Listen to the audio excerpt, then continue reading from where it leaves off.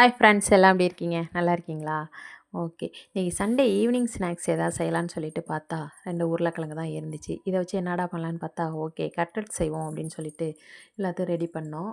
2 உருளைக்கிழங்கையும் நல்லா வேக வச்சு மைய எடுத்துக்கிட்டேன். அதோட சோயா இருந்துச்சு. சோயாவையும் நல்லா வேக வச்சு வடிகட்டிப்போம் அப்படின்னு சொல்லிட்டு கொட்டி வச்சுட்டேன். வெங்காயம், பச்சை மிளகா, மல்லித்தழை எல்லாத்தையுமே கட் பண்ணி வச்சுக்கிட்டேன் ரெடியா. சோயாவும் நல்லா தண்ணியெல்லாம் வடிஞ்சிருச்சு. அதோட ஒரு மிக்ஸி ஜாருக்கு நான் மாத்திக்கிட்டேன். சோயாவ கொட்டியாச்சு. கொட்டி இப்ப இத கொஞ்சம் கொரகொரப்பாவே அரைச்சுக்கலாம். ரொம்ப மைய அரைக்க தேவையில்ல. கொஞ்சம் கொரகொரப்பாவே நான் அரைச்சுக்கிட்டேன்.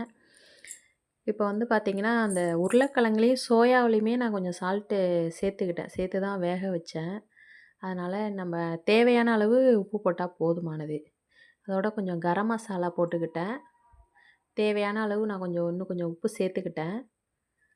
அதோட மஞ்சத்தூள்,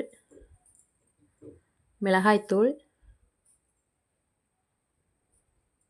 நம்ம கட் பண்ணி வச்சிருந்த மல்லி இலை, பச்சை மிளகாய், வெங்காயம் எல்லாத்தையுமே ஆட் பண்ணிக்கிட்டேன். எல்லாத்தையும் கொட்டி நல்லா பெசஞ்சிக்கணும். நல்லா கிளறி வச்சுக்கிங்க பெசஞ்சு. இந்த மாரி நம்ம உருட்டி கட்லெட் எப்படி செய்வாங்களோ அந்த லெவலுக்கு நமக்கு அந்த பதம் வரணும்.